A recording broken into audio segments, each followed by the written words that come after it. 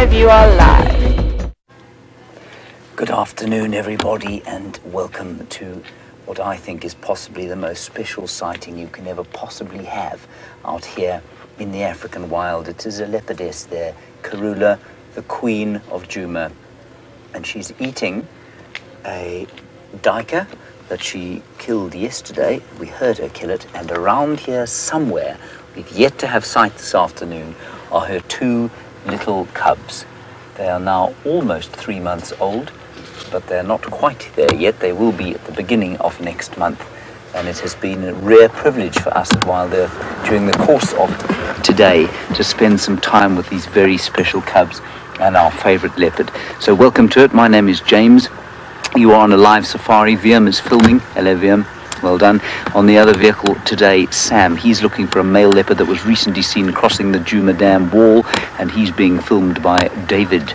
And in the final control, we have got Kirsten being ably assisted by Louise Pavid. Now, let's go back towards Karula there. There is another vehicle moving in here, and we just hope that we're going to get a view of those cubs. We're going to sit here for a little while.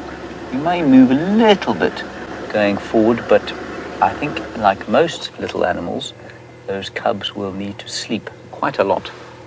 And so, after their very active morning, they're probably snoozing quite close by to where she is eating that duiker. Just a great privilege that we had to spend the time with her today. If you are a new viewer or have stumbled across this stream, you are live, or we are live. You're live with us, hopefully, and you can talk to us, #SafariLive or questions@WildEarthTV. We'll answer any questions you have, any queries about this magnificent animal, a 12-year-old female leopard and her 2-and-a-bit-month-old cubs, who were seen here this morning. And she's still, you may even hear the crunching of the bones as she eats the duiker.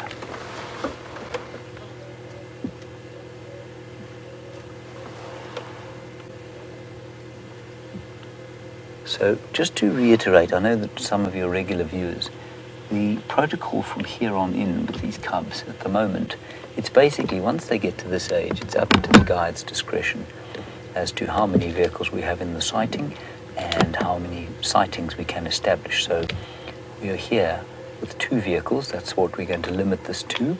And, you know, as long as there are only 2 vehicles in this established sighting, that will be fine. 1 or 2 more vehicles will cycle through during the course of the afternoon, and we will not be viewing them at all in the night time.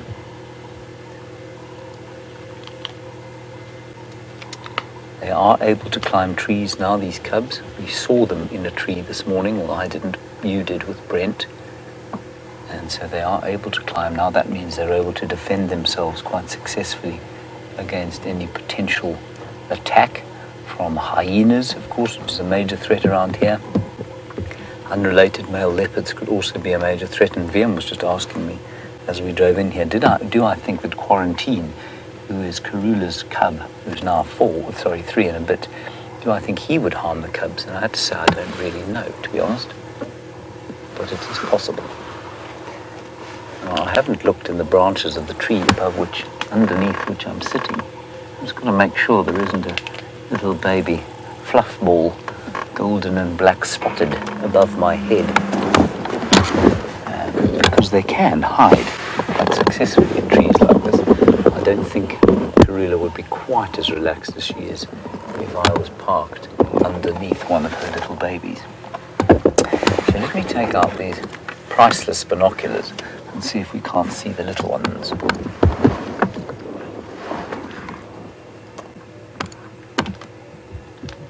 John, the cubs are now, like I say, almost 3 months old, and you want to know if they're on solid food. They are, John. We saw the little cub eating this morning. They wean almost completely by 3 months. So yes, they're definitely starting to eat solid food now. They'll start eating it from about 6 weeks. And obviously they don't go through the same stages as human beings with mushed up butternut and squashes and that sort of thing. They go straight on to prime duiker rump.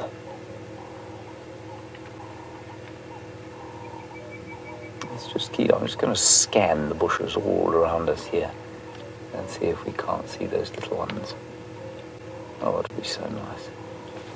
I was so jealous this morning.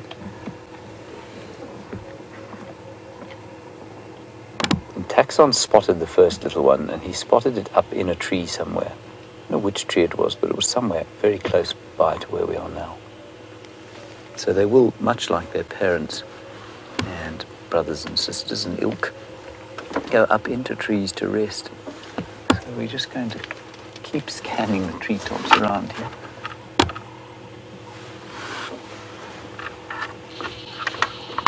We'll hope, like I say, Sam is following up on a male leopard that was seen crossing the Djuma Dam wall just a little bit earlier. And with any luck, you'll find that one. So, I mean, a tree like the one just underneath there would be an ideal place for a little leopard to sit.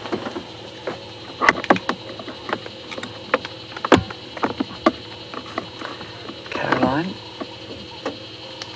I think you were watching one of our school drives the other day, and you were interested in how we'd know the difference between I think you want to know, sorry, excuse me 1 second.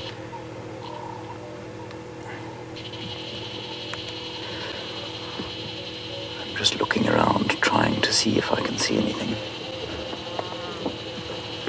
Caroline, you want to know the difference between a cheetah and a leopard. Caroline, you would not confuse them if you saw them sitting next to each other at all. The leopard is much stouter, much more stockily built, much more muscly, much more compact. And I mean, the most obvious difference, of course, is the fact that the spots are different. The spots on a leopard are made of rosettes, or made into rosettes, form rosette shapes. And on a cheetah, they are dead, just sort of normal spots, I guess, is the best way to put it. And so, Caroline, that's the most obvious answer, but there you can see those super zoomed rosettes. On a cheetah, they'd be plain spots. A cheetah is much more slightly built, a bit taller, quite a bit taller actually, and with a smaller head, and built entirely, over-specialized entirely for high-speed chases in open areas. Much thicker, heavier tail, which acts like a rudder. Much smaller teeth, because they need to open up space into the nasal cavity. Now, everyone, I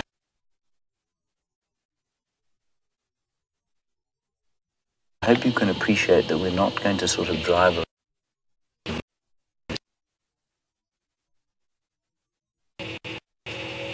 Damalia bush. You're saying what kind of bush is she hiding underneath or behind? She's in what we call a variable.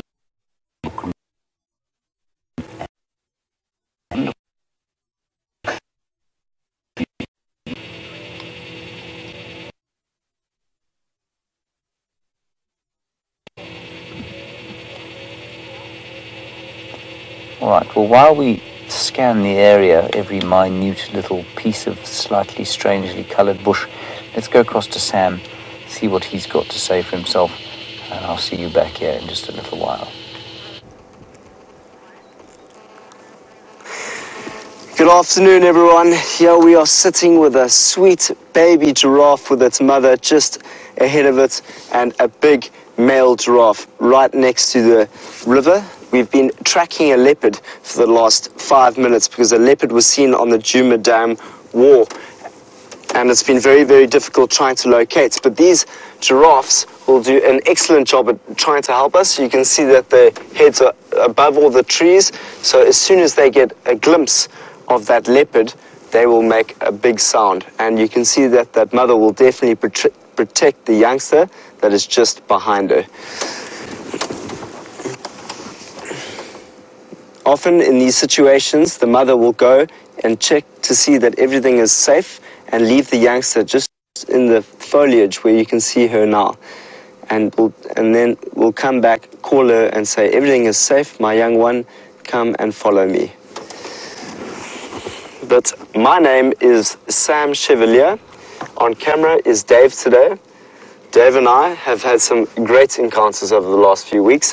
We've also got another friend with us today, and that is our little elephant over there, who's going to help us track the leopard that is currently walking around us at the moment. It's fantastic to be back out in the bush today. We had a fantastic morning in the western and eastern side. Today we drove everywhere to see if we can find anything, but those Karula cubs were the main attraction, and I'm sure James is sitting with him right now, so that's very exciting. But as you know, this is a live safari, so please hashtag Safari Live on Twitter, ask us some questions, and let us know what you would like to see today. Have a look at this beautiful male, and you can tell it's a male because of the ossicones that are on top of its head. They are rounded and not fluffy, and it is also prominent in a male to be a lot darker than the female. And you can see he's just following the female slowly. You often see this with the big giraffes. The big males will be following the females where he can. If she's an estrus, he'll do his best to mate. Look at the size of this giraffe. This is definitely one of the bigger giraffes that I've seen in my time here at Djuma. Can you get a close-up on those ossicones there, please, David? You can quite clearly see that's a male, because normally with a female you'll see the fur on top of those ossicones, and these have been rubbed down. And why have they been rubbed down? Because fights between other males, they will swing their necks. It's the most unbelievable show you'll ever see. And you can see she's looking at us. She's very, very aware that we are right behind her. So so not her, him, the big male, and that male will swing its neck and head around and hit the other giraffe, and can bring some very, very painful blows for the other male giraffe.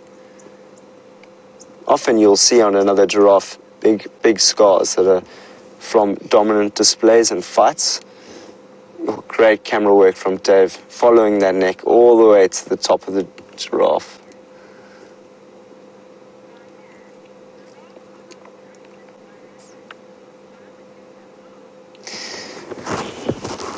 Diane, that's a great observation that you've made. Diane's asking, they shouldn't be that afraid of leopards. Well, Diane, they will still, show a predator that, that it's there. And also just remember that there is a youngster here. So a leopard would definitely be opportunistic enough to take a small giraffe if it was small enough to take. So if the big, large female, which is in the distance there, wasn't paying attention to a youngster, the leopard could easily come, take the young giraffe, and that could be the end of that show. So it's a good point that you just made there. He's a beautiful male though. Those colors are just remarkable.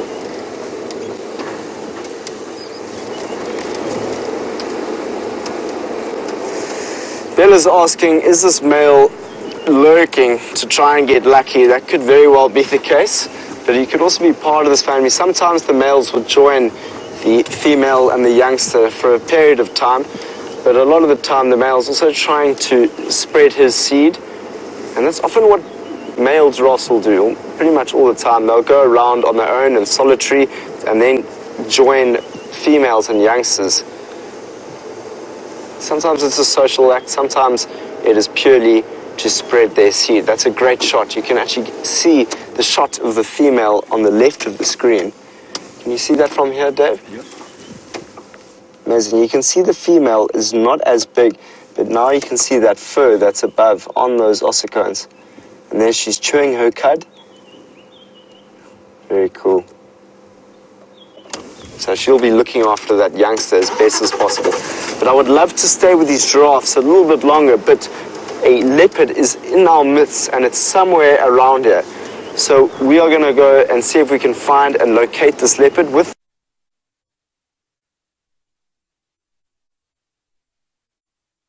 that.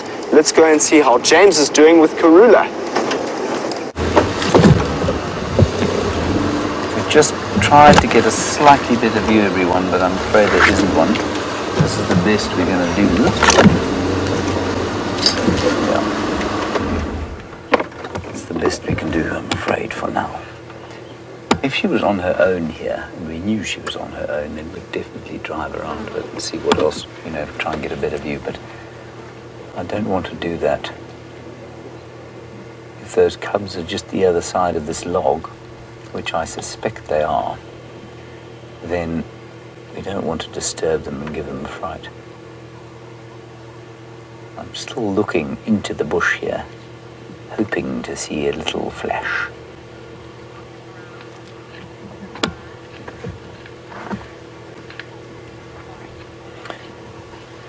A very salient question from Safari Dean that I think probably warrants a bit of discussion here. Safari Dean, you say, would she just let the cubs lie on the ground, given that she is got meat on the ground and it's probably not very safe in case there are other predators lurking around? Safari Dean, I'm not sure it's so much a case of allowing them to do anything, I mean, they are very much acting on instinct, as far as I'm aware. I think that because it's the daytime, she will feel far less threatened by the chances of something like a hyena coming in here. The kill is fresh, it doesn't stink of rotting flesh, and so again, a hyena is unlikely to come in here. And I think the question's almost answered by the state we found them in this morning, with one up in the tree and one down on the ground. So clearly, one felt safer up in the tree and the other one didn't, so I don't know, Safari Dean, that she would tell them to do anything. I think they act now purely on the instinct, as to whether they feel safe or whether they don't feel safe. It's a nice question, that. Parenting. Not easy for any creature, I don't suppose. I'm just staring, of course, into the bush here, hoping to see the very closely spaced spots of a tiny little leopard. We found nothing as yet. You will tell me if you see a leopard cub, won't you? Cool. Thanks. Thanks very much. Appreciate it.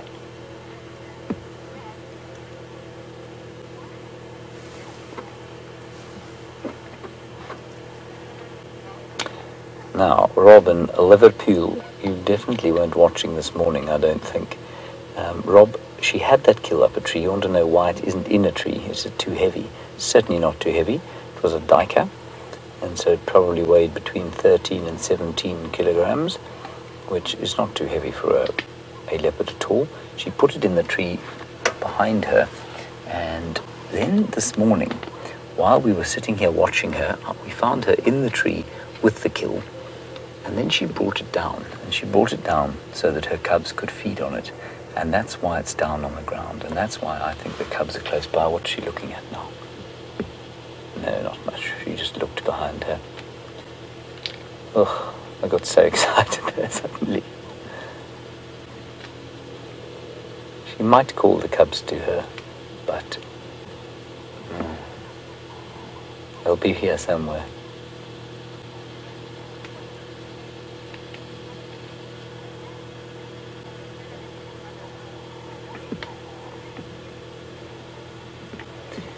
And of course we've talked about when they're going to wean and what they're eating now, and how she takes them 2 kills, how she feeds them. And in this case she's taken a kill down the tree and let them eat it.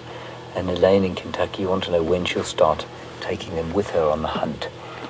Elaine, I've forgotten my book knowledge on this, but if I was to say what I thought, I think that by 8 months a leopard is able pretty much to kill small enough stuff for itself. And in some cases, some female leopards have gone independent at 8 or 9 months.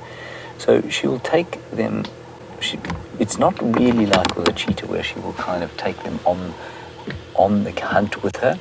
She might bring back some small bits and pieces for them to kill so that they can, act on the instincts that will allow them to kill prey later on in life. But they don't actually accompany her properly on the hunt. They might sort of watch her at a distance. And they'll start doing that, I guess, probably from about 5 months. They're now able to move quite big distances with her, even though they are still very little.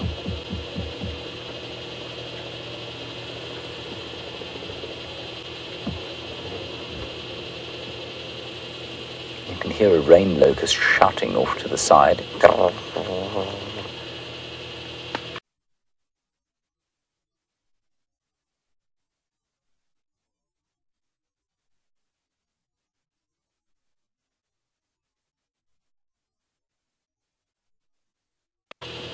Not sure why he's shouting. I don't think it's going to rain. Yeah. But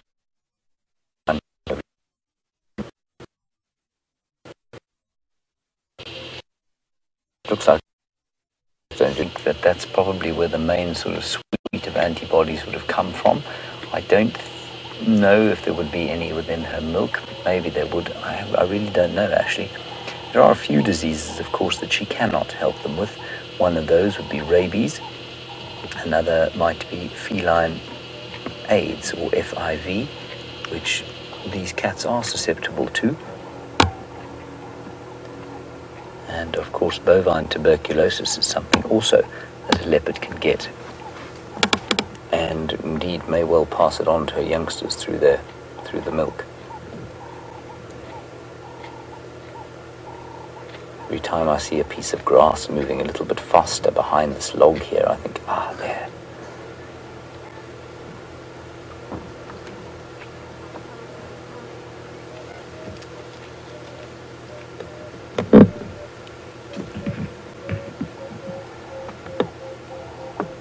You might also be able to hear the call of the emerald spotted wood dove going.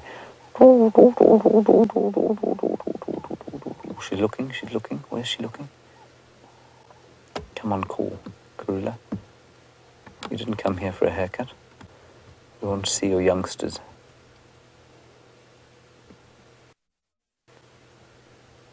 So she was looking directly over the top of the log there. Now, that, of course, could mean that she's heard something like an impala approaching, or maybe even a hyena. I can't see anything there. Could also mean that there's a baby coming.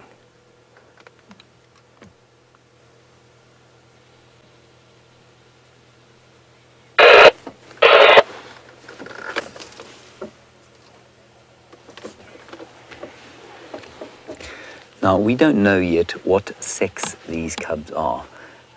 It was suggested by Brent that maybe one is male and one is female, and that's quite a nice place from which to launch this next discussion from Virginia. Thank you for your question, Virginia. You want to know what will happen to them when they become independent. Will they set up a territory next to hers, or will they move on and go somewhere else?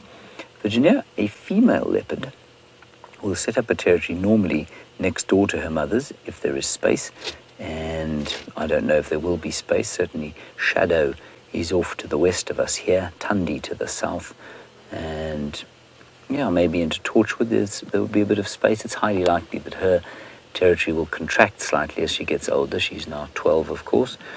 If it's a male, however, they will be around here, and they will roam quite widely until they're about 5 years old, and often then they have to disperse.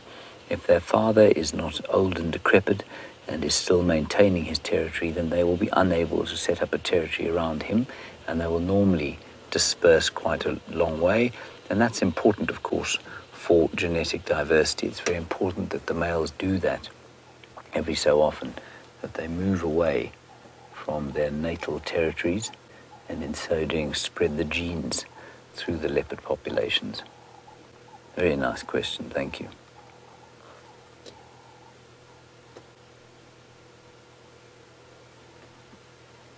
So you say, Vim, you don't think that looks like a nice Sunday roast? Yeah, it's a bit rare. It's a bit rare for you, is it? You like yours well done? No, just not that rare. Just not blue like that. Fair enough. And hairy. And hairy, yes. Now, I think there's a bit too much hair on it, certainly.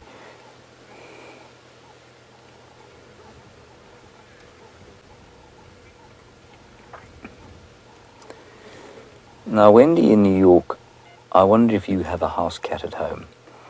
And this goes for anybody who's wondering about leopard behavior. You want to know if she will teach them, if they watch her climb a tree, if they will teach her to do that.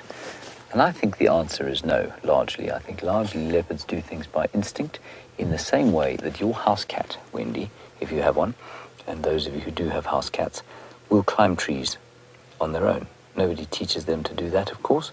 They just do it. Nobody teaches a house cat how to stalk a bird or stalk a rat or a mouse. They just do it. And I think the same is very much the case for leopard. Cheetah, not so much.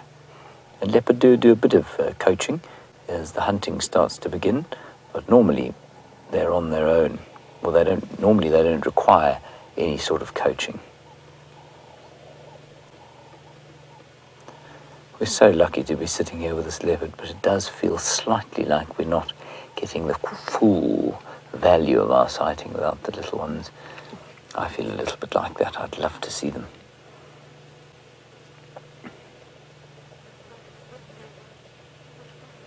But the little ones must have their sleep, I suppose. What's so Viam? Viam also likes to have his sleep every so often. He was going to come tracking to me with me this morning. He was very sad when I arrived home to tell him of my adventures. You never even told me you're going to go tracking. Oh, Liam. You don't like my sleeping. So what I did, everybody, I heard this duiker being killed last night. We didn't follow her in. It was getting dark. We didn't know where the cubs were, and so we didn't want to follow her off-road. So this morning I wandered in here on foot, and I was about sort of maybe 100 meters or 300 feet to the west of where we are now. I walked down and I saw a huge termite mound, and I thought that'll be a good vantage point, and I climbed up the termite mound. It must have been probably 10 feet in the air. It's a huge mound. And then I looked around and I spotted the tree. I spotted the duiker first in the tree, and then I looked a bit more closely with these binoculars, and over the top of the duiker I saw the ears of Karula, and she was watching me. Of course, they're very wily, these leopards. She was watching me like this, and I was probably about 75 meters, about 150 feet, no, 250 feet from her, and I was just watching her like this. And eventually she kind of decided I wasn't going to be a threat. She turned around, she lay down, and then I managed to call Brent in, and he discovered with taxon that the cubs were here. And I sat there for about 15 or 20 minutes just watching her lying in the tree. And it was just so special to be on foot with a cat like this and her not reacting at all to me. It was a very special Sunday morning treat that I had.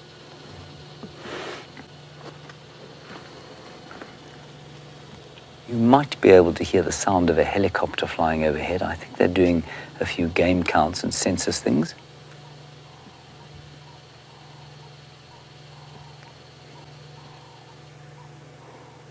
Maybe you can't hear it. Anyway, if you do hear it, that's what it is. They're doing some game counting.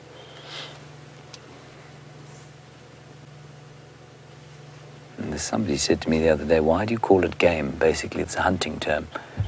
And the answer is, I don't know. It's a habit. Because most of these areas were first explored. Well, no, they weren't first explored. The first Europeans to come down into this area were hunters. And they referred to everything out here as game because they shot most of it, unfortunately. But I guess animal counting or animal census would be a better term for what those choppers are doing. See there, she's using those carnassial teeth of hers to scrape the meat off the skin. Oh, there she is.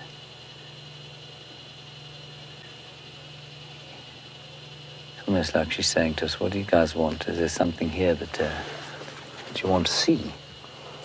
The answer, of course, is yes, please. Two things, in fact. I mean, I could happily sit here all afternoon. We're going to sit here for a little bit longer, and we won't be able to spend all afternoon here because I'm sure there are going to be other people who want to get in. While we wait, let's head across to Sam.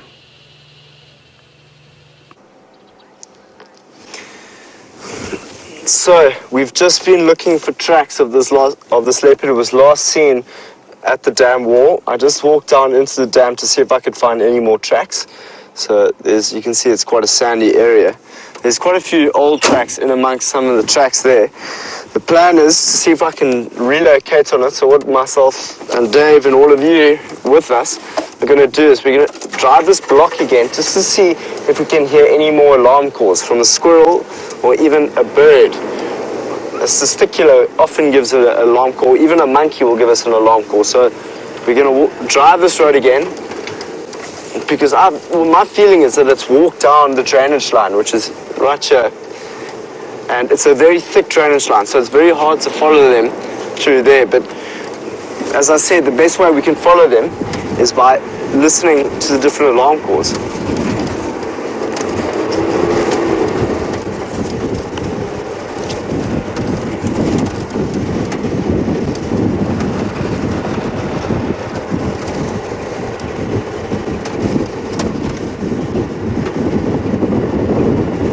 Sorry, I was just trying to hear, I thought I heard something that was coming down here. It sounded like a monkey alarm call, but I wasn't sure. It's difficult when I have this earpiece to try and hear that. But I think there's something, I think the leopard is just walking through here. So we're going to go down to the riverbed to see if we can find tracks there. If not, we're going to make our way to another position because we also heard monkey alarm calls going off there. So there's all sorts of stuff going on this afternoon. We know that they had seen the Birmingham boys again on our property. So this is every chance that we might be able to go find the Birmingham boys again, which would be ridiculous. 4 days in a row of big male lions. So we'll have one last look down here and then go up to the Birmingham boys if we can find them. Otherwise, enjoy that beautiful sighting with James.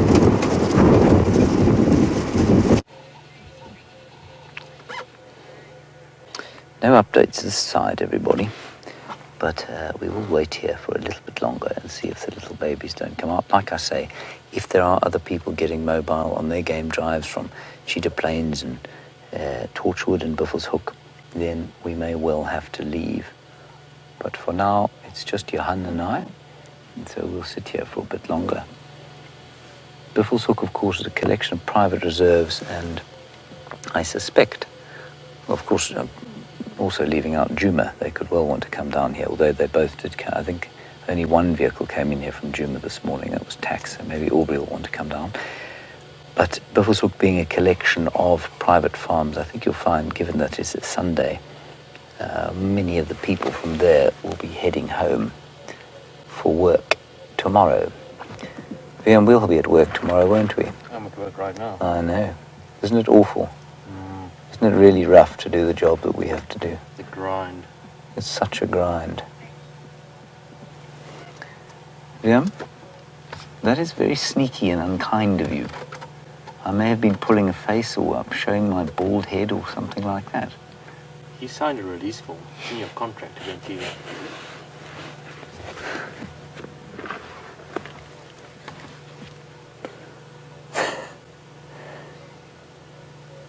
That, of course, is Liam's favourite trick. To come and face the camera at you, super zoom in on the ear that you haven't cleaned, and then think he's being very amusing.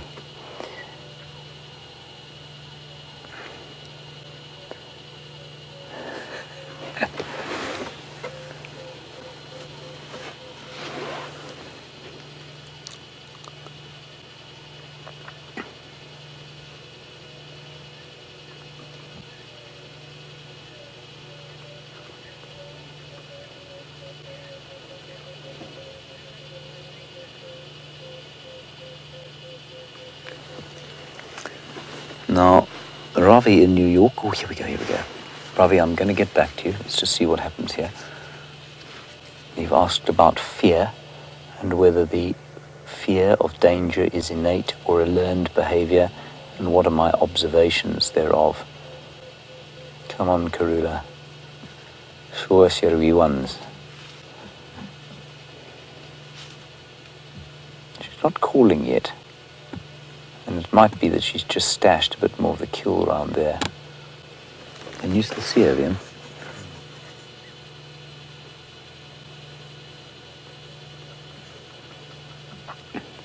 Let's just wait here, everyone, for a second. Yeah, that's where she buried, I think she buried a bit of the kill earlier today. There, she's calling. She's calling. She's calling.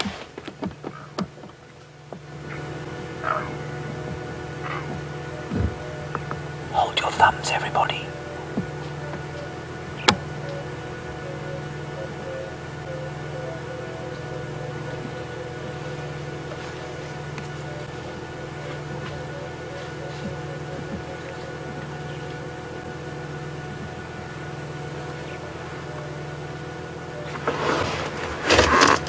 I'm just going to quit.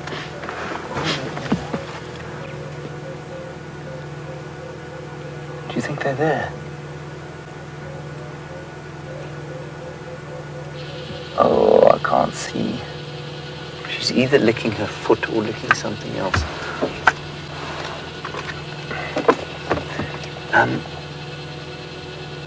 Ravi, let's just sit here a little bit longer and see. I can't really go forward without making a tremendously loud noise. So I'm not going to. I think she's licking her paw, everyone. I'm just going to quickly get on the radio. Ravi, I will get back to you. Sorry, hundreds of things going on here.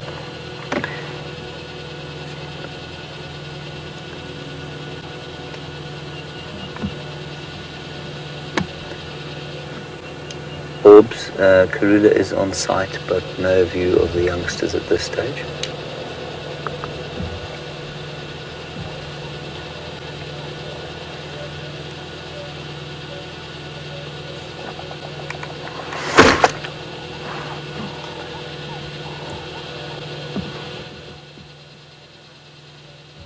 Sorry everyone, I will get back to you now.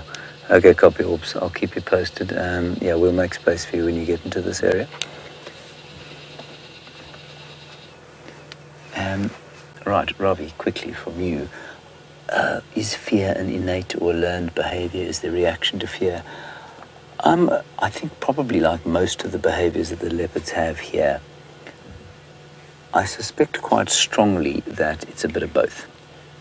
I think they have an innate ability to react to certain situations, but maybe they don't necessarily know what a hyena is and whether that's a threat or not. That said, just about every single animal out here, if they see a human being for the first time, they react like a scalded cat. They go running away because they are terrified of us. And that can only be an innate behavior. No one's told them that. No one's taught them that. And certainly, I mean, in an area like this, the animals have no experience of human beings as being dangerous.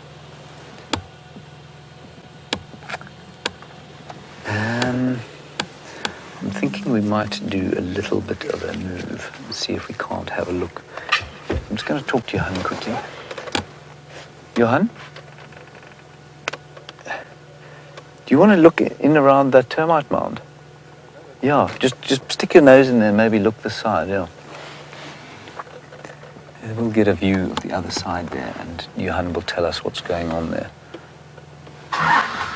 And then I think we'll probably make our way out if the cubs aren't there, because Aubrey does want to come and have a look.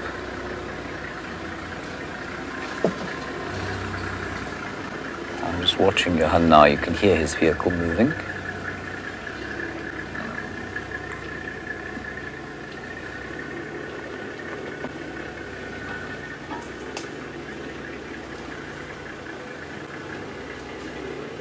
He's very sensitively moving. It's very nice to see.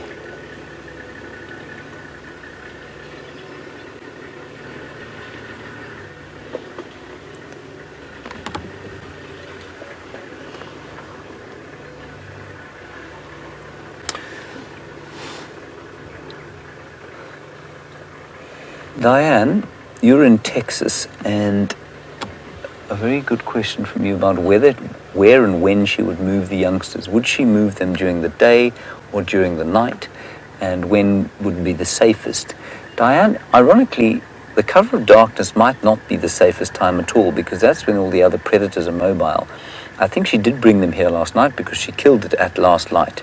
So I think it is entirely probable that she killed during, at least entirely probable that she brought them here under cover of darkness. But the cover of darkness is not necessarily a good thing for these leopards. the little babies to move in, because like I say, the hyenas and lions and other male leopards are going to be moving around largely during the night time. Now, I don't think Johan can see the babies. I think he would have told us by now. So I don't think that they are there. But let's just wait here and let him stop.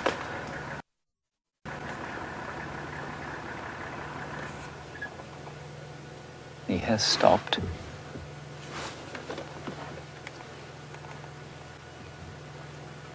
We can see 3 spots, of course. Any luck there, Johan?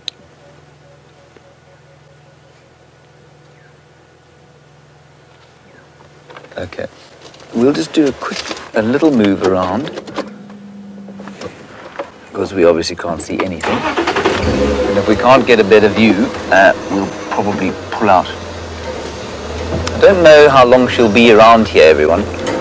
I mean, it's possible that she'll stay for another day.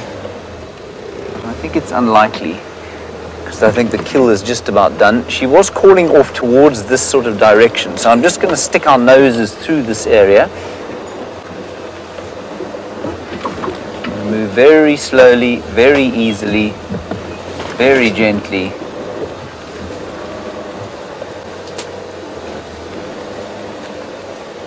Just look, every meter we go, we'll just look deeply into the bushes.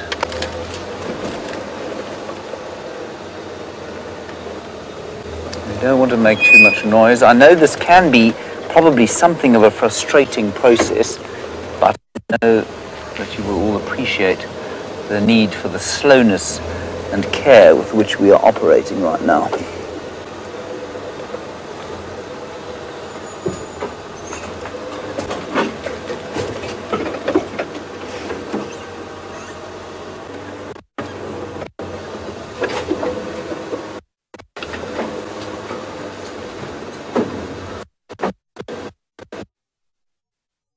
Now, she's just in front of us there.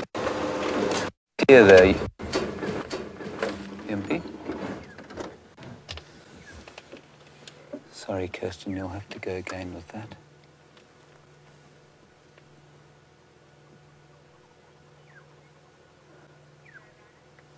I think she's also relieving herself. Cindy, you give me cause to use the old cliche, a leopard never changes its spots. Now that cliche comes from the fact that a leopard never changes its spots. You want to know if their spots are fixed from birth or if they will change. No, they are fixed. Now she's chuffing a little bit. That's that kind of coughing noise. And she's hoping those babies are in the thicket there somewhere. And with any luck, they're going to come out towards her. Come on, youngsters. Come and see your mum. I'm not prepared to follow her through that thicket, I'm afraid, everybody. It's very dense black monkey orange, and it's going to make a... You got them? Mm-hmm. VM spotted them. Oh, you did? Yes. Well done. That is brilliant.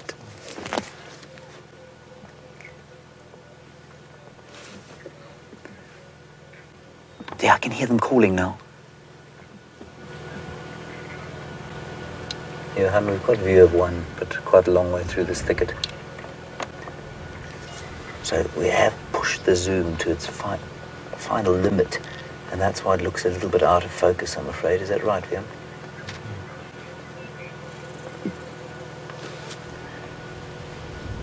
Yeah, that should be fine. It is coming towards her, if you can see her. I'm just helping Johan to see.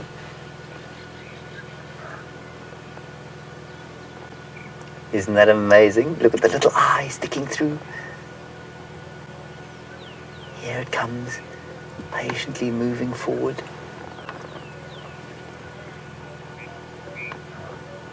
And this behavior, this sneaking through the bush, which is so leopard-like, is completely instinctual. Oh, this is going to be good. Come on now. Come forward, little baby.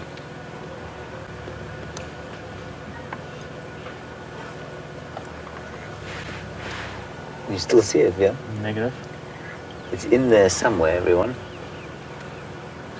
We just have to be very, very patient. But we got one view at least.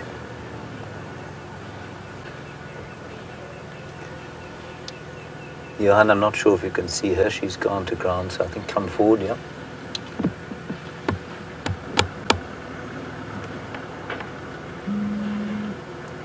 There she is.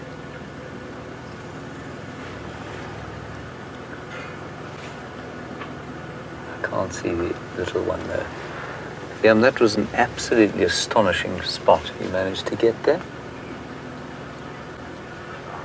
Well done. So, just to keep you posted, I don't think we're going to be able to be here much longer, but we did at least get to see that little thing.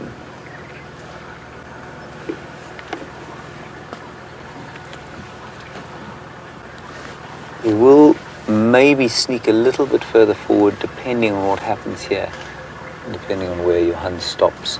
You can hear his car moving slightly over there, very quietly moving forward, just like we were trying to do.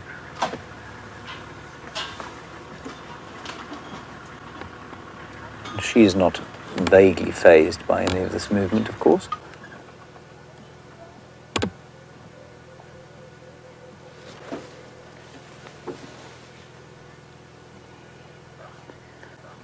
And Fiona, you're in the UK, you've maybe noticed that these little cubs have got blue eyes.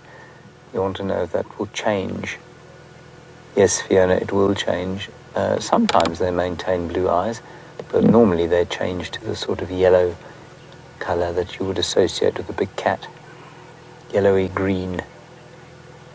And I remember the last youngster I had experience of, which was Sindile. He was a year old when he went into rehab. He had maintained a fairly bluish tinge to his eyes. And I think, if I'm not mistaken, Mvula, my favourite male leopard, and I suspect the one who was seen on the dam wall a little bit earlier, he has got quite blue eyes as well, but that's unusual.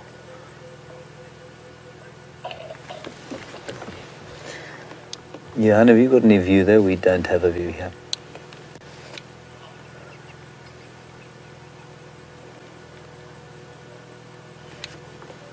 Have you got a view of the youngster? We don't have one here.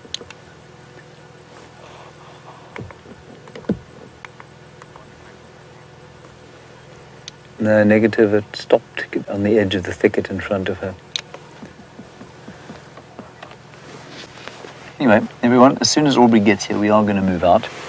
We did get a view, so that's wonderful. But I think we've probably got another 5 or so minutes here, so let's hope we get another view. Orbs, make your way straight here. I'll move out as soon as you get to the opposite us on Philemon's cut line.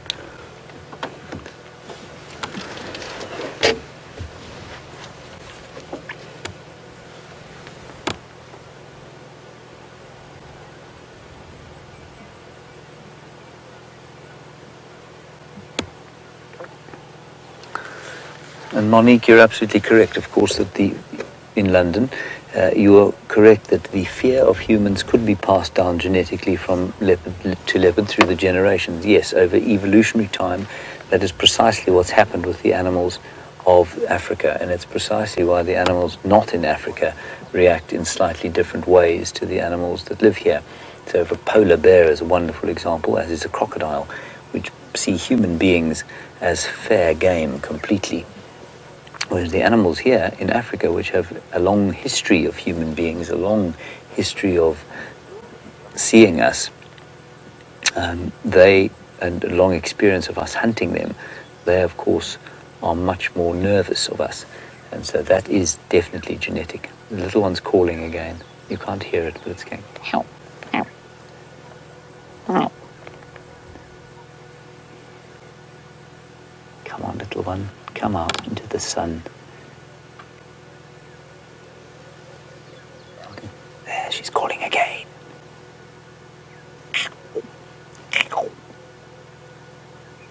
That was me, not her. Just showing you.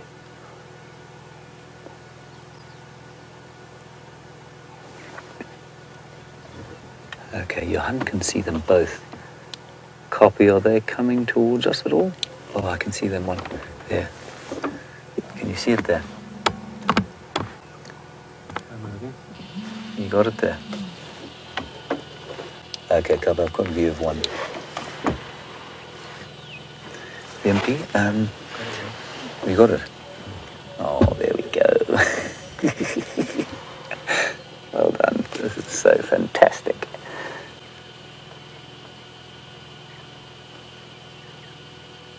Oh, we're so lucky, everyone. You just have to bask in appreciation here.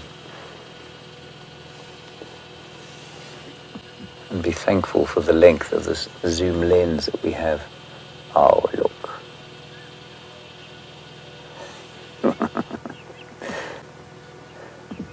See it sneaking there?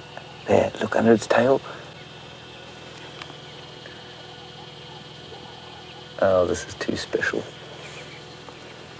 Johan did see the other one, and Brent reckoned that one of them was a lot more nervous than the other. And I think...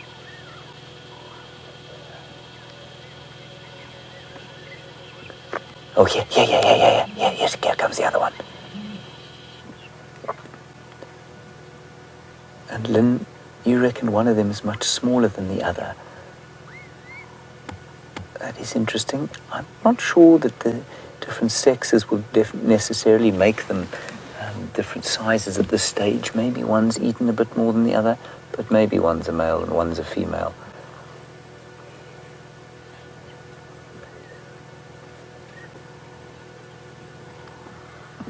And still trying to suckle.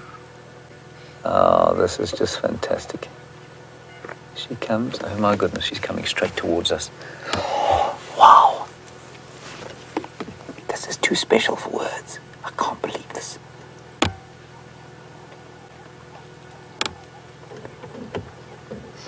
Good afternoon, Your Majesty. Those cubs are now only 10 feet from us. They're looking at the vehicles. They've stopped at the vehicle. They're taking the cue. Yeah, she's chuffing. She's telling them to come with her.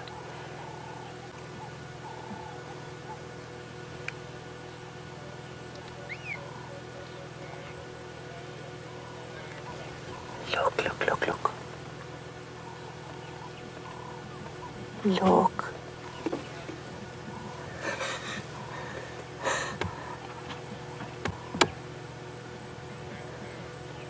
This is unbelievable. Oh my goodness. Okay, now.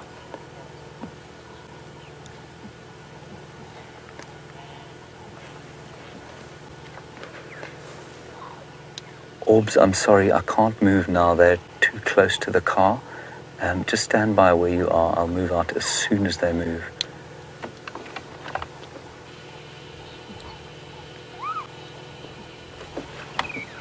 No problem. Just stand by on the road there. I will come out as soon as they move. Is it growling, this little thing? I think this is a little male. I think that's a male. Oh, look behind its tail, everyone. See if you can... Yep, I would say that's a male. I might be wrong. People, this doesn't happen. You don't see this every day at all, do you?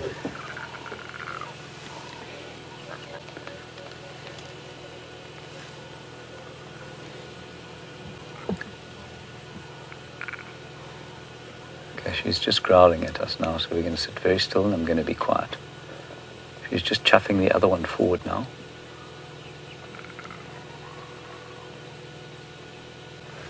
There, it's a male. It's definitely a male. Confirmed male.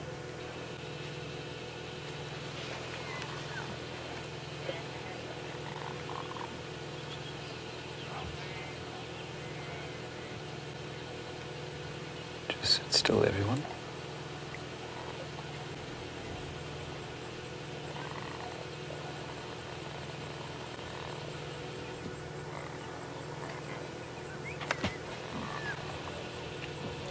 Here comes the other one. It's very nervous. I'm going to sit very still. I'm not going to speak.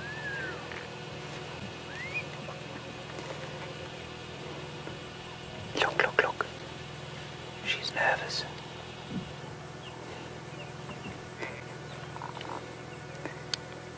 yours, like Aubrey and yours, they are suddenly come forward and they're lying right next to our car. I can't start the vehicle at the moment. I'm sorry about that. Yours, 2 cubs on lock, same place with Karula.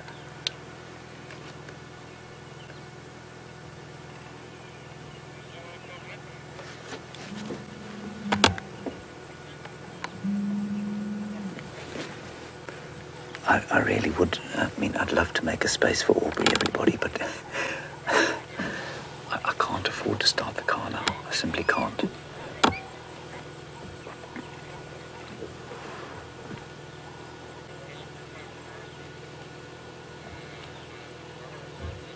Look at this little female. I can't start the car with a female like that. She's very nervous. I'm assuming she's a female. I'll try and confirm that for you now.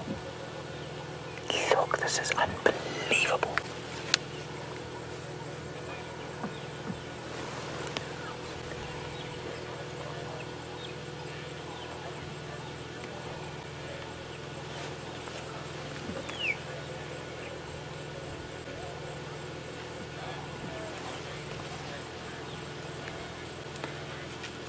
This is incredible.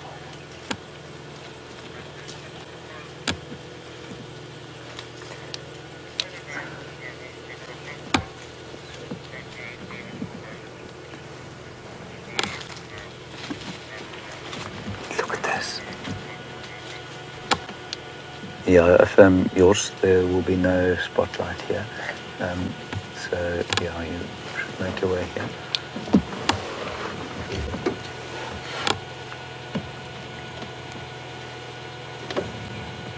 This is unbelievable. Aubrey, come in. 2 stations here. I'm trying to get out the sighting. I can't at the moment though. Aubrey, come in. Aubrey, come in.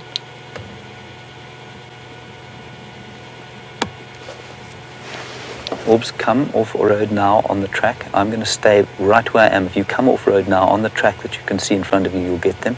You've probably got the view of them now. How awesome is that for them? Oh, isn't that wonderful? Aubrey's going to get an incredible view of them walking towards him.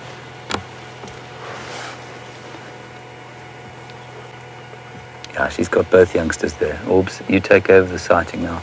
I'll pull out.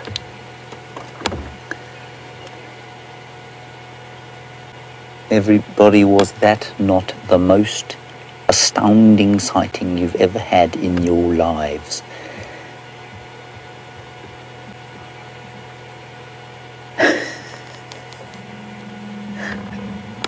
There's Aubrey. She's taking her cubs to see Aubrey, and who better to deserve it than Aubrey, because he's been here for so long. He's been here longer than Karula has. Apparently since he was about 16. He's now at least 104. So you wanted to found the founders? Yeah. Fiam, I think we should probably high-five each other, don't you? Did you enjoy that? Yes. Was Cuteness overload. Cuteness overload. All right, everybody, we're going to head out of here and just bask in that absolute wonderment.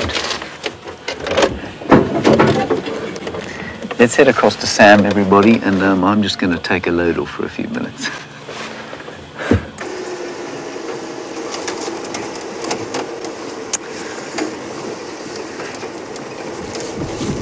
Hats off to James Hendry for providing you with probably the best sighting you'll ever see in your life. I've never seen that before. What was it like? Did you have a good time? I hope that you had a fantastic time. Well done, James Hendry, for creating such an experience such as that. Very, very privileged all over the world to be seeing something like that. So well done, James Hendry. On our side, it's a little bit different. You don't have cubs walking around in a car. But we are busy trying to track the leopard. And it's been very difficult, very skittish, very shy. And it was seen as it went into the drainage line. And we've just been driving this road to see if we can find any tracks to see if it might have come out or not. The Birmingham boys are not far away. They're sitting at the dam. But they are to go and see them a bit later. We just thought, you know, throw of the chase, you know, to see if you can find a leopard would be very, very exciting. We'll definitely make our way to the lions in the next half an hour or so. So if you can bear with us while we track a leopard, why not?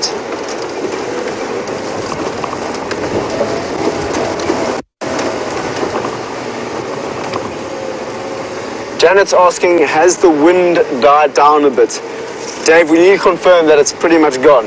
Absolutely, yeah. Yes, so the sun came out and it burnt away quite a lot of the clouds. And so now we're sitting with quite a humid, quite a hot afternoon. And yeah, I really wanted it to rain. It didn't rain, unluckily. But you know what? Hopefully maybe in the next few days we'll get something. Because the winter months are on their way and they are going to be very, very dry. So when we can get rain, we should get some rain. So Janet, if you want to give us a rain dance wherever you are in the world to help bring us some rain here in the bush, please go for it. Bring it to us. We need it. I mean, it's still very, very green, but it's also pretty much the end of summer, which is our rainy season. There wasn't as much rain as we needed. It's the driest I've ever seen the bush in terms of the summer period. But the excitement that comes with the summer, or with the winter, when there hasn't been a lot of rain, just means that there's going to be a whole lot more action. You know, the animals are going to be fighting and competing for both water and food. So food will be where the water is, and you can imagine anywhere that's got water, like Buffelshoek, that's Djuma, Pan, are going to be looked at by every Inyala, every Impala. Buffaloes are going to be sitting in them, and it's going to make life for the lions and the leopards a little bit easier than most winters they've probably had, which is exciting. And you know what, it's just nature, you know, it's just the way the world works. And, you know, people often make that misconception that herbivores are just as, whoa, shh, if we stay quiet, it won't go away. It's a steenbokkie. Let me see if I can get into a nice position in the steenbokkie. We've been looking for a leopard this afternoon, and this is exactly what a leopard would love to eat, a little steenbokkie. How lucky we were again to see that twice in one day. We saw them sitting, well, we saw one sitting like a rock, hiding beneath a plant this morning. And it was so cool because I don't think he realized that we were there, and we just got to look at its magnificence and its beauty. And I went back and I drew a little picture of that steenbok, which made me quite happy.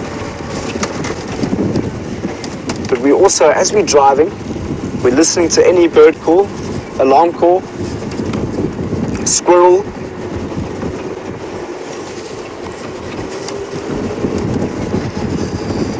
Let's go and see what James is up to while I really open my ears to see what we can find.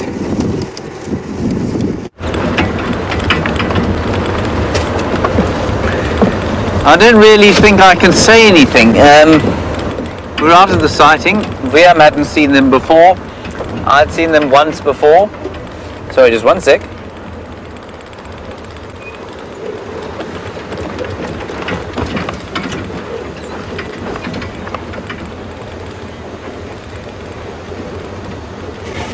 One of the Birmingham males is dead. Just going to turn on the radio. What is feeling? He's died at the back on Buffelshoek. Anything? So four of them are with Sam there, and just the one male. Nothing. And he's just saying there's nothing there that should indicate why he's died. Yeah, but when you're on the eastern side of the dam wall and you look north, you will see him lying down here. Okay, copy that. Thanks. Yes, I'll maybe try. Texton will go and have a look, and I'm sure yours from Buffelshoek will have a look there and see. Not sure how does it work. Do you guys want to report?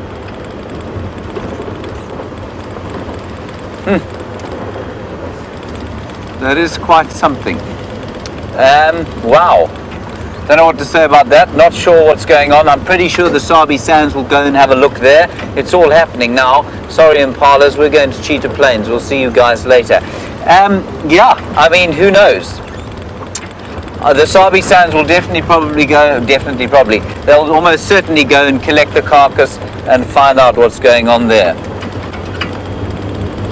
And what we're going to do, I'm just going to ask Kirsten to send a message to the Djuma group, Kirst, if you wouldn't mind, and just get Mike and Candace to report it to the Sabi Sands, if you don't mind. And they're all now discussing on the radio what was wrong with them.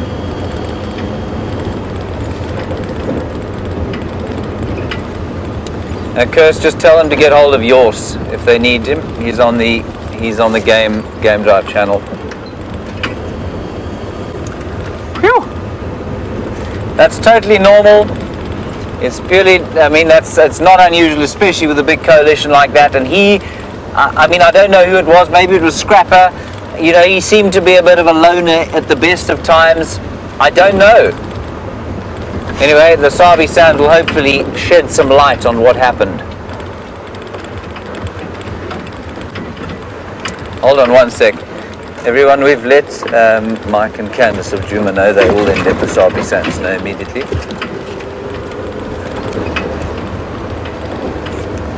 We've let Mike and Candace know. They will let the Sabi Sands know.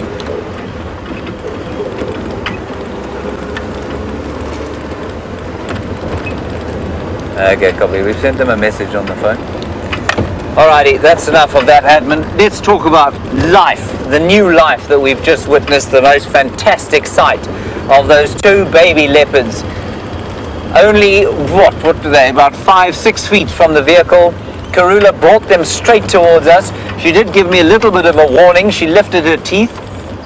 She probably gave Viam a bit of a warning too, because he's of course sticking out the back of the car. And then, once my voice quietened down, she stopped doing any of that, and the little ones came towards us. We know definitely that one of them is a male. He flicked over, and I don't know if you saw that very obvious kind of yellow patch underneath his tail, and I'm pretty sure that's a scrotum, and, well, the other equipment that he has. And the smaller one, would most likely then be a female, I suppose, given that she is a different size, but we don't know that for sure. At least one male, unconfirmed, one female. Wonderful stuff. She's taking them further, deeper into Djuma, which is fantastic stuff. And that means that over the next little while, with any luck, we will have almost unfettered access to her, and we'll watch those little things grow up and develop. Hooray! I feel deeply satisfied.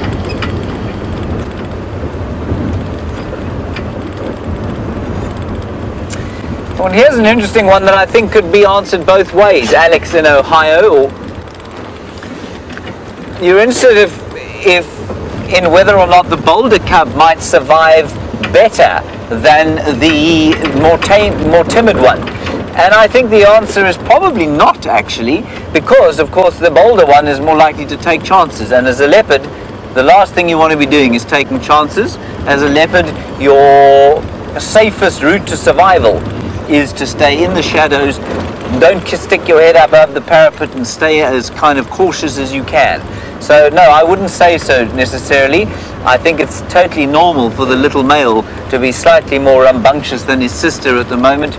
Take her a little bit more time to get used to the vehicles. But that said, if we take the experience of the last two male leopards we had born to Karula, Quarantine and Djuma, we know that they have completely different personalities. Leopards do grow up with different personalities in the same way that human beings do. Djuma is much more cantankerous than Quarantine, who is chilled to the max, as they say. And Djuma, we know, will give the vehicles a little bit of a rev now and then. And so, yeah, it's quite possible that that's another male and they just have a different personality, or that it's a female and that brother and sister are, you know, are born with different personalities, and it has nothing to do with the fact that they're different genders. I'm just just listening to the radio again, trying to keep up with what's going on. It's all happening out here.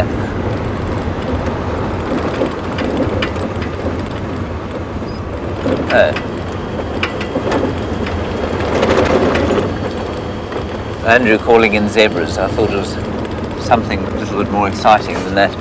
Not that zebras aren't exciting, but after those cubs,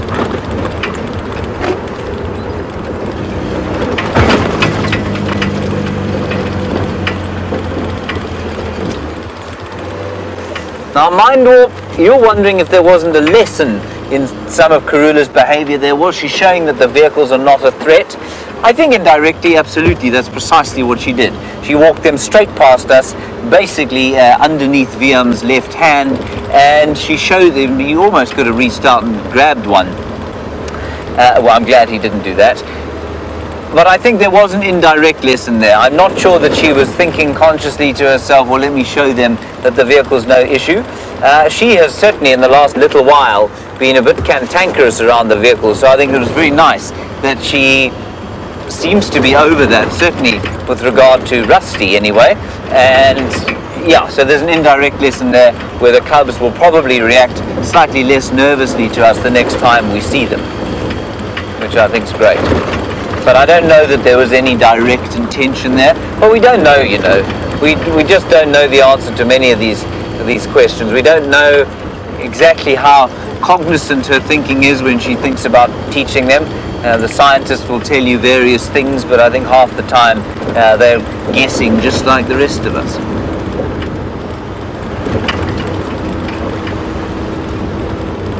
Basking I am. Basking in glorious joy at the sight of that little leopard.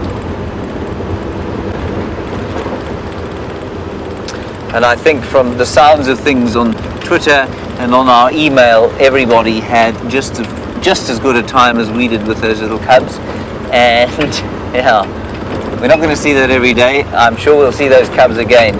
But to have them that close, and I guess the build-up was so great because we sat there for a while. I thought for a long time we were going to have to leave before we saw them, and then our patience paid off rather, didn't it?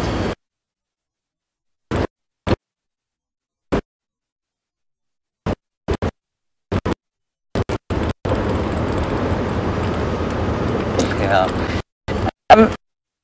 They are now 3 months.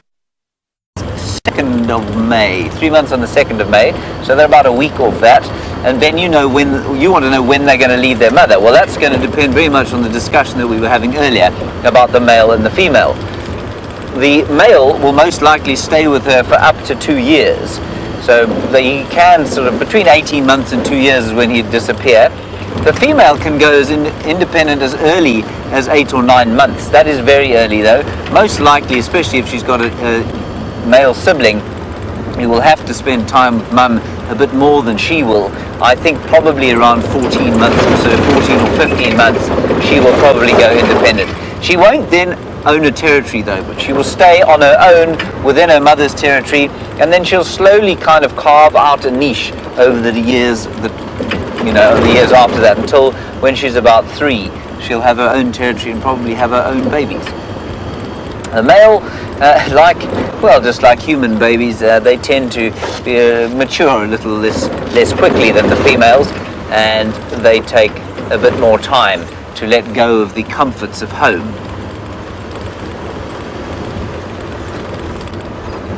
So you might lose us as we go through this dip here. We are heading towards Cheetah Plains. If you do, I'm sorry about that. We'll see you the other side.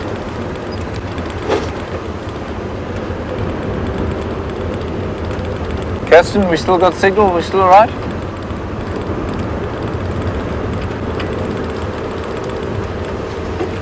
Sam's just trying to get into the Birmingham Boy sighting, so I'm going to stop here because I think we will lose you if we go any further.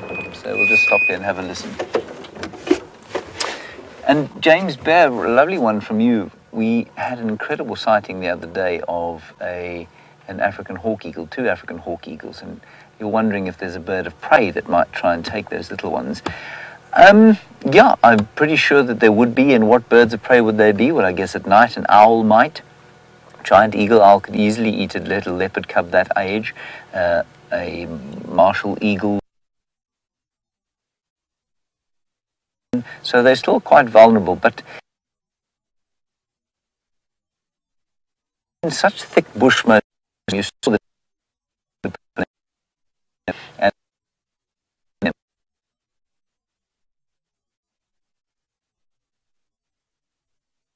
find safe for the any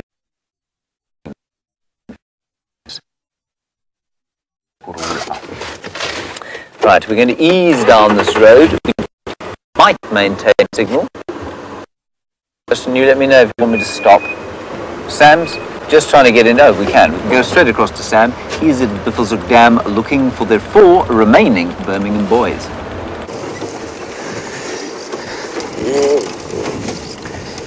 Right, we've just arrived at Buffelshoek Dam. There's been reports that the Birmingham males are here somewhere.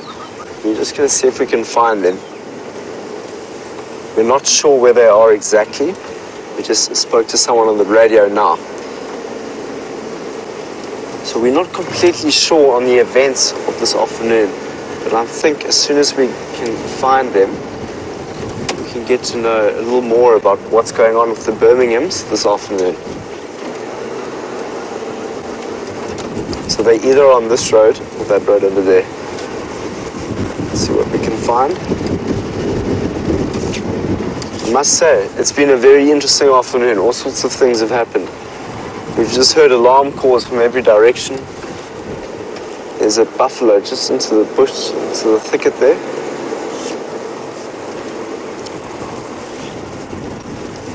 There's been all sorts of sightings going on. It's been a strange, like almost like an eerie feeling with this cloud cover. Wow. Very interesting.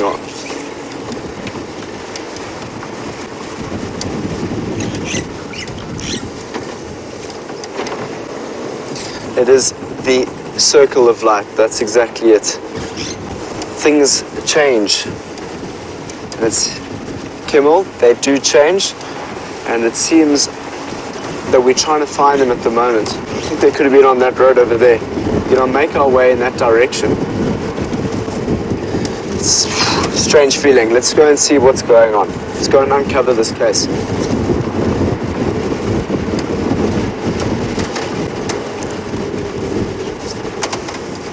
Okay, we're just going to turn around. Just going to turn around and see if we can find them. Apparently they were lying up on the road. 2 roads ahead in an easterly, southeasterly direction here. So we're going to go back and see what we can find. But it is the circle of life. I mean, from looking at those sweet baby cubs to the demise of a male lion.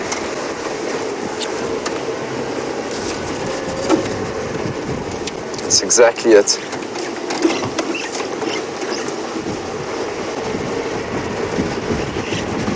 Just going to listen to see if we can hear anything.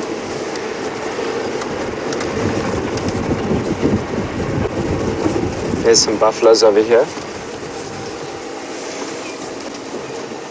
Probably not the safest place to be right now, men. But there is the loss of a character, so that might change the story. But I just want you to get that feeling. I can't help it. I'm feeling it's very eerie.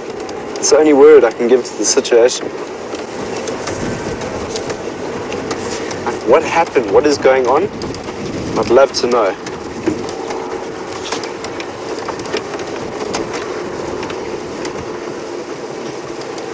Alright, this has got to be the road. I said they were sitting up on the eastern side of the drainage.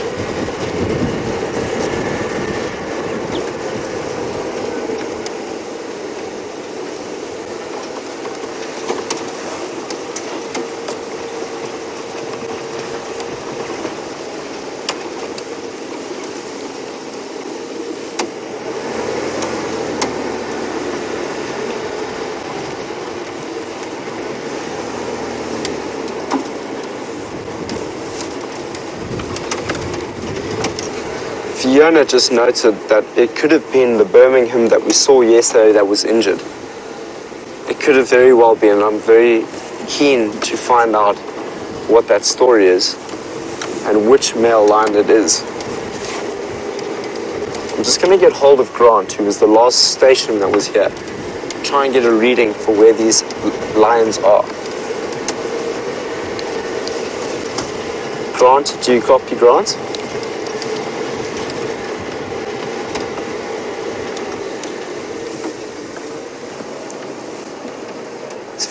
There's vehicle tracks that are heading off here. So maybe this could be it. Let's have a look.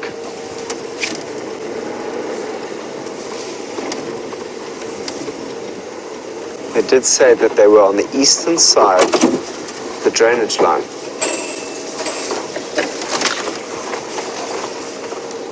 Can you see any tire tracks there, Dad?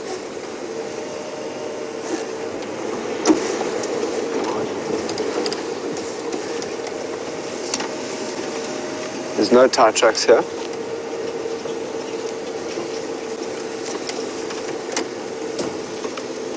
There's no tire tracks here. Let's have a look over there. Where are you, big boys? They've been reduced to three men now left in the coalition.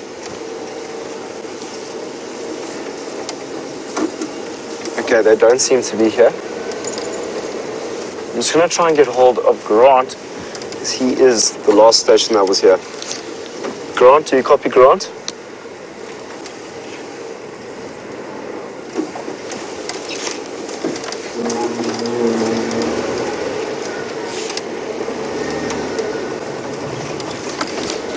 Sorry, Grant's radio has been down.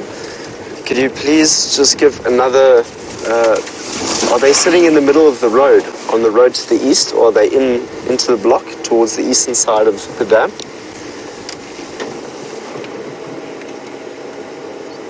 They're literally on. Okay. Copy. I just found tire tracks going off, so I followed those. There we go, we found them. We found them, everyone. Here we go. Are you ready? Let's go and see how the boys are doing.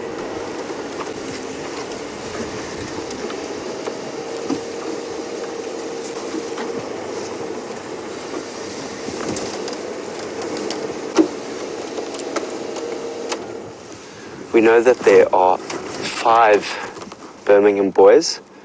So one of them is having a wee there. And they've been reduced to 4. So where that other male lion is, I'm not sure. But here we are with them. Incredibly lucky to have spent some time with them over the last 4 days. As I've said, male lions will move very far distances. So to have them in our property for all this is very special. That they've lost a brother.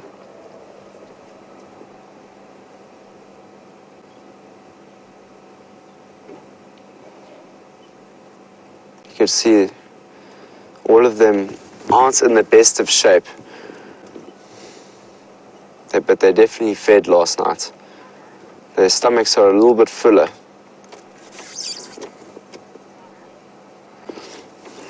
Donna's asking what will happen to the dead lion. Donna, from my understanding, they will contact the reserve, like the people that are in control within the Sabi Sands, which is part of the greater. So we are part of the Sabi Sands, which is 60,000 hectares big, and we traverse on Djuma, Arathusa, and Cheetah plains, which are the smaller lodges and areas that we can go, which occupy probably about 3,000 hectares. And so there's a body, a governing body, that will then take action to what they will do with that male lion. Whether or not they leave it in that position to continue that circle is something I'm not aware of. I'll be very interested to find out what happens with the male lion. I think it's just about just letting people know. I don't think they're like everything will die in the bush at some stage. So that's what I think but we'll let you know exactly what happens. But here, now they're reduced to 4. And that will make all the difference to these Birmingham boys. You can imagine 5 is a lot stronger, a lot more powerful. As soon as the other coalitions that are around the area that are a little bit stronger than a pack of 4 will definitely start to make some sort of noise in terms of their dominance for territory, and they want to take over more land. So these boys are going to have to defend their territory and make up for that lost brother. We can see now that they are... Just hold on, I'm just going to go right here. Go ahead.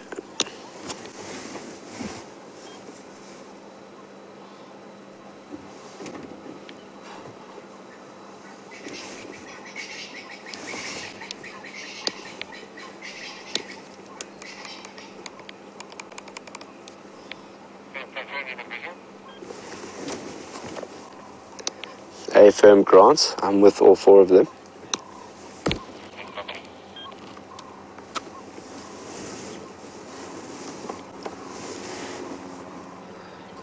So some are thinking that it might be Scrappy that was lost. I'm not very aware of who Scrappy is.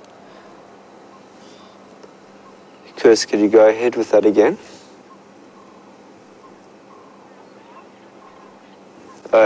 It's Scrapper, not Scrappy. So Scrapper is the one that might have been taken, not taken, but died. And how it died would be quite fascinating to find out.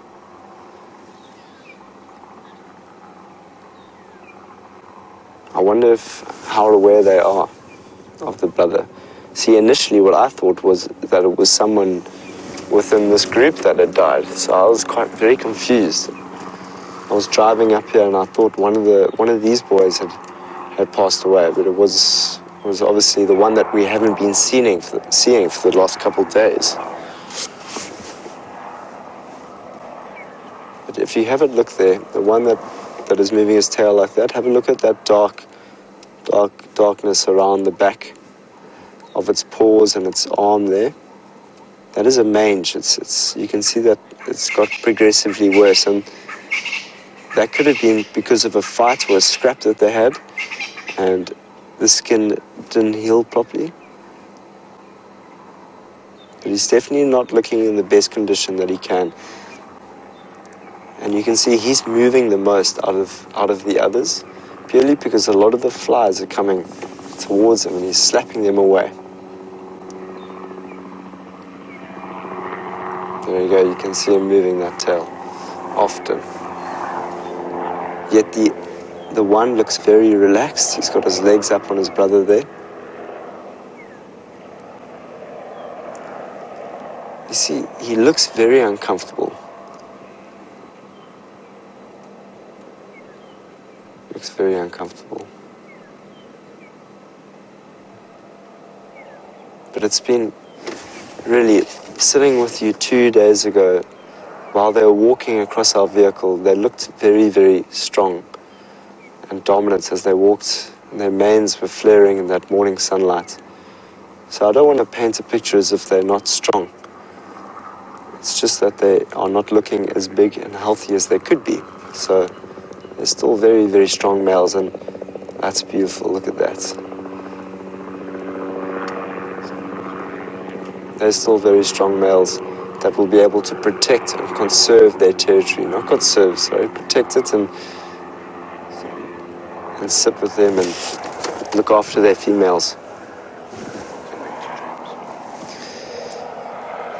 As we sit here with the lions, let's go and see how James is doing.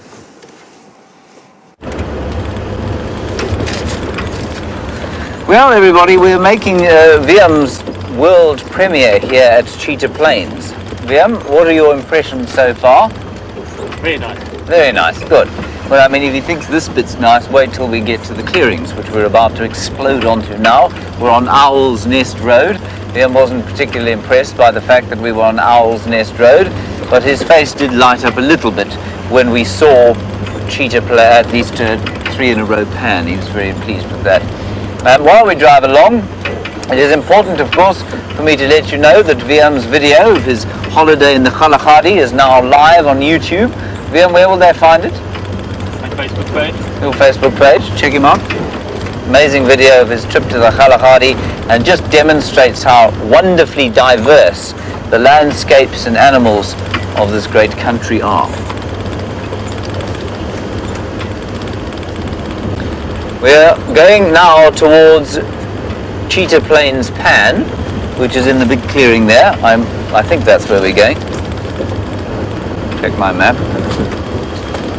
Yes, eventually that is where we will fetch up. And nobody else is on this reserve at the moment.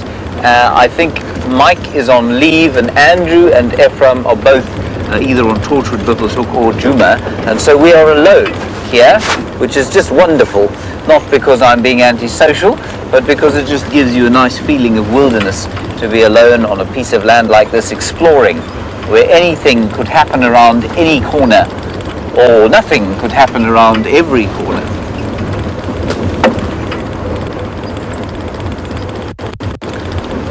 Watch out. Deborah, you're in Ohio and you want to see the world's largest bird, the ostrich, and you want to know why it is that we see them here and not at Djuma. It's only to do with the fact that the habitat here is more open. So not where we are now, this is the sort of standard issue Cambritum woodland of the Sabi sands on the granite-derived sandy soils, but as we go out into the clearings, that's what ostrich is like, and it's the same reason that we're more likely to see jackal here. Same reason we're more likely to at Cheetah Plains. It's because of those plains. And yes, we will certainly try and look for some ostrich. I was reading about ostriches today so that I might tell you some interesting things about them. I ran out of things to say about ostriches quite quickly the other day because I realized I hadn't seen one for so very long. I think we're still on Owl's Nest Road. Liam, do you think we're still on Owl's Nest Road? It looks like Owl's Nest Road. It does, doesn't it? Which in turn looks like all the other roads. We're about to pop out into the clearings now, and there we will find the Cheetah Plains Pan, and with any luck, a giant herd of elephants will be swimming merrily around it, doing their afternoon exercise.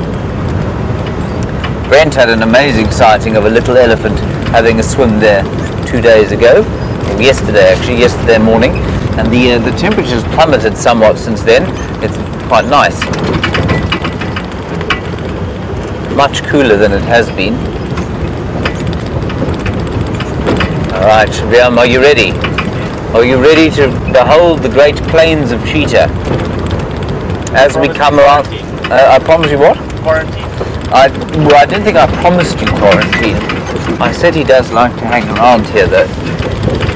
Here we go, Liam. The world is about to unfurl in front of your eyes. Sore amazed you shall remain. Ta-da!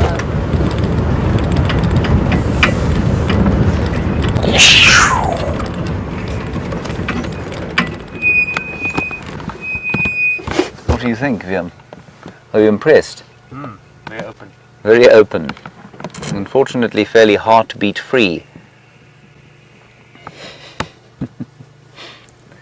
And that off to the north there is Nkoro, just over the next ridge.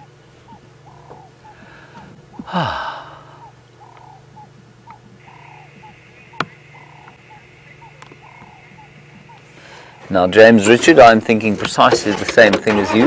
You are hoping that we get a jackal sighting today. Well, let's drive through here and we might just have that. I had a couple of side-striped jackals in this clearing, and in the clearing beyond, the black-backed jackals. So let's see if we can't find them side-striped jackals again here. Now, of course, if you're a stock farmer in the Eastern Cape or in the Karoo, The thought of wanting to see a jackal would be complete anathema to you because they are notorious stock thieves. But out here, in the wilderness, it is a rare joy. They will, of course, probably be lying very close to the ground. So we will be looking for ears sticking up from behind a bush next to a tuft of grass.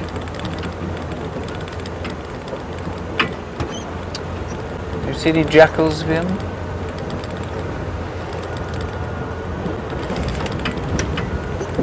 That silence means no, everybody.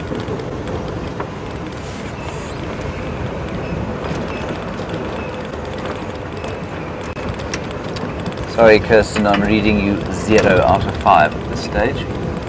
Our aerials are all up.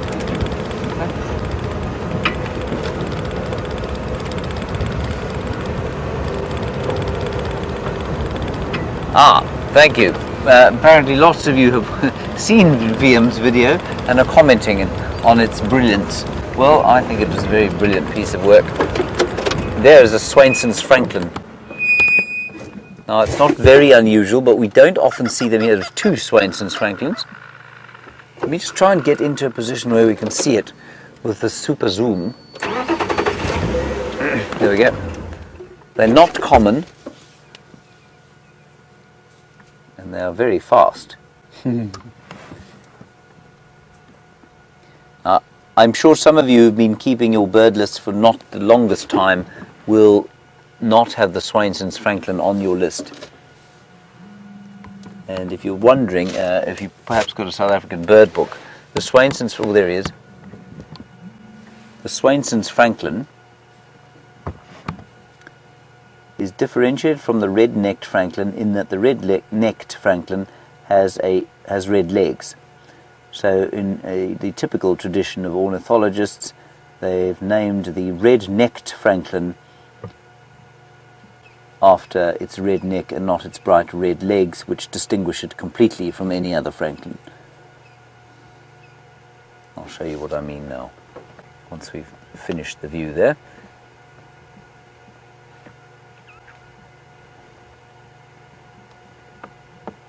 There we go, he's disappearing off. I had a wonder if I'm going to tell you a story about a Swainson's Franklin, which will, well, I mean, look, it won't leave you absolutely astounded, but it's quite a nice story of the wild.